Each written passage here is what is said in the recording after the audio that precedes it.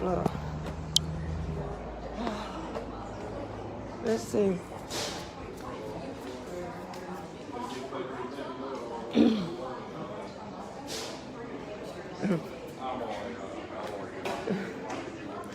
Hey everybody, I'm just jumping in here. How you doing?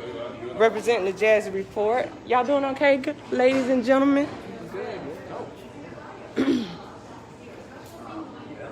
Well, anyways, John, I was wondering, we actually have, we're just going to do a preview of what will happen in the press conference at noon, just what we know at this point. Okay. Do we have a full party parking lot at noon for that? Huh? Is that okay? Thank you. Yeah, do it. I'm sorry I came in late. We've been up here talking. That's okay. And I'll tell you what I told them is that I'm supposed to meet with Ennis Pham and U.A. Thompson. And I'm not sure if Tracy's Pham's going to be there, but we're going to be talking about having a news conference. And working towards that. It won't be today. We're just talking about it. If it is, I'm sure that they'll announce that they're welcome in. I'm as surprised as you are by the news in here. Right, I hear you. Well, I've seen you guys before. I don't know if I officially introduced. I know I interviewed with you on Fox the time over at Nicholtown Baptist Church when Buttigieg was in town. And then I saw you at the sheriff debate when you were commentating. So Stephanie Priester's my name, but Miss Jazzy is what my hosting name is. So yeah, with the Jazzy Report. Yeah, absolutely. Yeah. So I know Mrs. Zeller, we hadn't officially met, so I just wanted to take an opportunity, I guess, to introduce myself, of course. So oftentimes I am kind of out and about info, entertainment, keeping people in the know. But I have already, and I'm sure you got the message, to ask to have an exclusive interview about you. So I wanted to, like I said, I don't know if it's not today, at some point, I definitely wanted to allow you an opportunity to share your story and, you know, your side of everything as well. So, yeah. Got you. And I told him that until I talk to Dr. Thompson, I'm not going to do anything. So is Dr. Thompson being a voice, or has he been or designated to be someone that's speaking for the actual boycott, or what's your understanding of that? Not boycott. Okay. I think he has anything to do with the boycott. Okay. I think he's more of a community leader. Got you. I don't know what it's for. Okay. He seems to know people. And when I got together with him, there was about 3 black pastors. We had a Do you know the names of those pastors? Lenny was one of them. Okay. Something I'm bad. Pastor Lenny Gaines. Yeah, I think that's right. And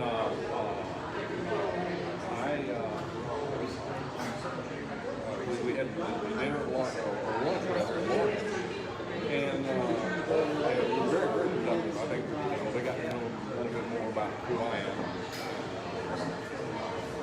a little bit about my background.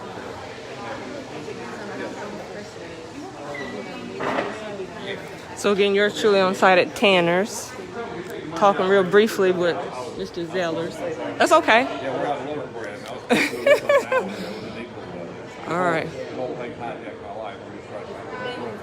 I'm just a little small guy trying to run the restaurant. If I could ask you one question, my one question, and this is outside the journalism side, but just on a personal note, what would you recommend would be the consequences of what was obviously portrayed through your social media posts that would be considered punishment for you? Well, saying something stupid on Facebook, I think I paid more than most people have and everything. Well, this will cost me quite a few $1,000s, already in a long business.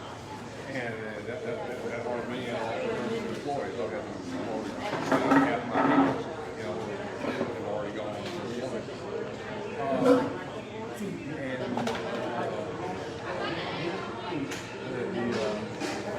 You can't put a quantitative value on stress.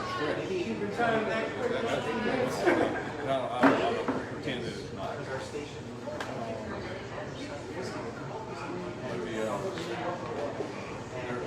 I actually have hope that the goods are some a whole lot bigger than Tanner.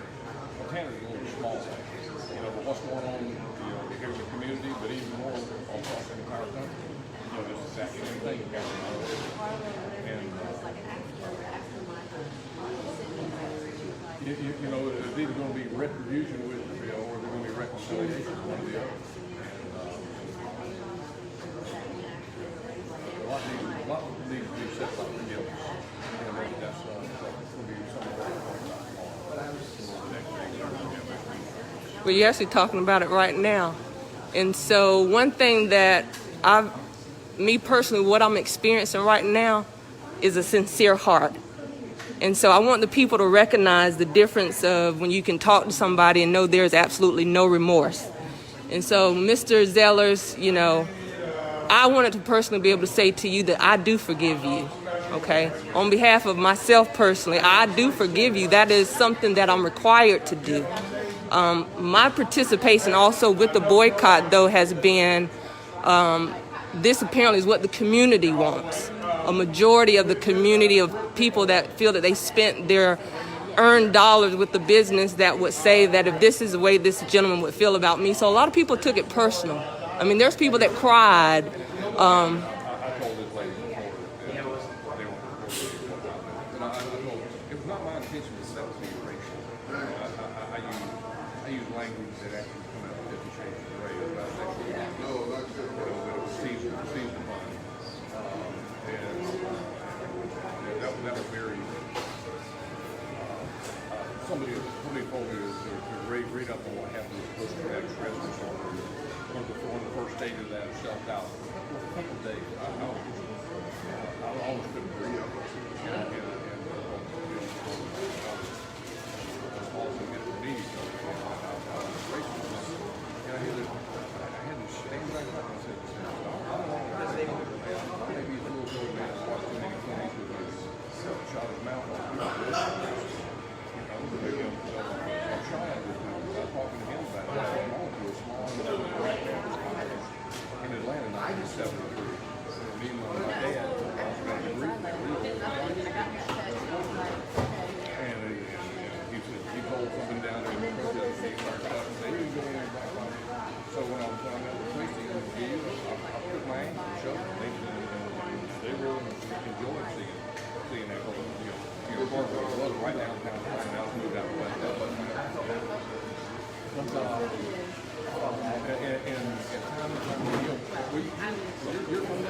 No, actually, I grew up in Greer. I live in Taylor's. So I just chose to be a part of this one, like I said, as a community effort, just to show support and solidarity that, you know, the black dollar matters. And I tried to say something to Lisa, I think I told you. I tried to talk to her about the question. I know she knows people out here. And I said, you know, I have a mentally handicapped son who's 36 years old in this county here now. And Roush, everybody in the community knows him. Yeah, sure. Thank you, John. Yeah, knew Roush. And he was his second home. I told the people here, so y'all take care of Roush. Yeah, because we go to homeless guys here, so no man. Because I saw him Roush, you know, my son after I'm dead and gone. He's gonna care for me. He's gonna love my son. And Roush came in here one day with a picture of his brother, you know, in the Navy uniform. His brother just died, and he was hurt. He was hurting, you know. And I got a picture of him, you know, me and Roush was sitting there, and then he got ill and he started losing weight when he was happy. He died. I went to his funeral there on Augusta Road, right on the other side of Church Street. And spoke on behalf of the Tammy family because, you know, they're in the house. And I just said, listen, I don't want to think about it. I'm going to ask you something. It may make you feel a little bit uncomfortable. This is something that I heard in the street, so I want you to be able to clarify. Nobody can tell your story like you can. The tension of your response to black men is that your first wife got caught cheating with a black man. Is that true? No, my bad. I'm hard of hearing too. Now, repeat the question. Did your first wife get caught cheating with a black man? No. My wife's a church. Okay.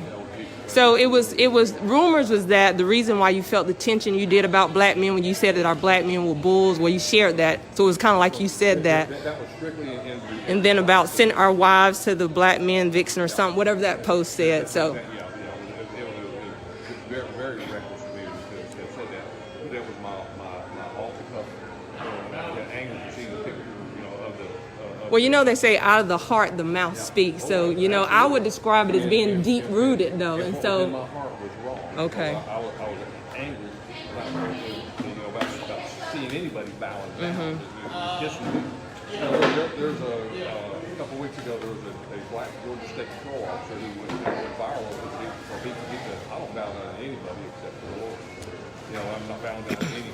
And we, none of us should be bowing down to anything. We should be standing up side by side, for the country. Like, I'm hoping that some unity comes out of this. yeah. You know, I just ordered a thing from Tony Evans, where he's speaking about this very issue about race relations and Jesse Peters and some of the other black leaders. Well, let me say this, because what it appears to be is there's division amongst the black community. So I don't want you, for one, think that one conversation at a table is the table that and only table you really need to sit at and hear, because there are different organizations, there are different people that are coordinating strategies. And so obviously there is a strategy for what's being done here at Tanner's. And so if you realize, as you mentioned, that Dr. UA does not have anything to do with the boycott, so even as you meet with them, just know at some point they will request a meeting there as well. So at the end of the day, I hope that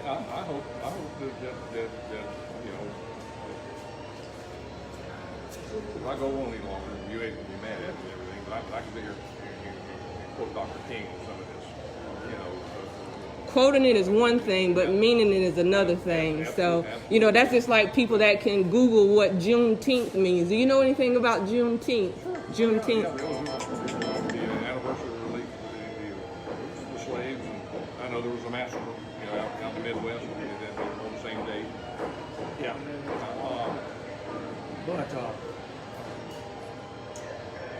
I know. I'm going to get ready to pull out, but I challenge you to learn more. The one thing that you said is that you hope that unity would come out of this. That says a lot. There better be, because the enemies of America don't want unity. Quite frankly, they want race. Absolutely. And I've never felt anything like this, in the country. Not only I'm interacting as much as I possibly can with the black community, I have a bunch of people coming here. It's like a rallying point. And the division of the country has me on my face before the Lord. Okay, I'm gonna one more question. I'm gonna let you get out of here. This is consistently happening all across the world, that people are making dumb posts, racist comments. What would be your word of encouragement for someone that's watching right now, and they could be the next to make a stupid decision of doing something like that, as you quoted it to be? What would be your words of encouragement for them? 490. What I mean by 490 is that Jesus told the disciples, if you don't forgive men their sins, neither my Father in heaven forgive your sins. And so people said, how many times shall I forgive them? 7 times? No, 7. Times 70. So that's my morality, my personal morality, 490. We better have some forgiveness going on. It's not just politics. We're all headed to accountability. We're all headed to the judgment. And it's on my radar screen, but I'm a little bit older than most people, players, and this is just a little bit of time, and we're going to be judged in all this, and that's much bigger than anything. And I would be remiss, I said it was the last question, but if you died right now, because I believe you to be a spirit-filled man, but if you died right now, where would you spend eternity? I'm with everything in me. What did Paul say? Work out your own salvation in fear and trembling. I hope to hear, well done, thy good and faithful servant. as opposed to people that talk in the name of the Lord and everything, that do what he says, depart from me, I never knew you. That's the most horrible words ever spoken. And I don't want to hear it. As much as I can, I'm trying to die to self and ask me, what am I supposed to do? Because if this hadn't happened, you and I wouldn't be having a conversation. It did, and the devil made men for evil, like Joseph said, but God meant it for good. That's good. All right, Mr. Zeller, I appreciate your time. Listen, guys, yours truly, Miss Jazzy, live on site at Tanner's. That was probably the most exclusive interview that you can hear in detail from the owner since the boycott has begun. But again, I hope that for those of you that watched and heard the experience, I mean, I dug in deep. I dug in deep, guys. Hold on one second. I'm trying to get my mic out of the way here. But yours truly, representing, as you can see, the Jazzy Report News. YFF4 is here. Fox was there. But I jumped in there and got it, and I heard what he said. There's a lot of meat in that. So I love you guys. I'll see you soon. Yours truly, Miss Jazzy. I'm checking out.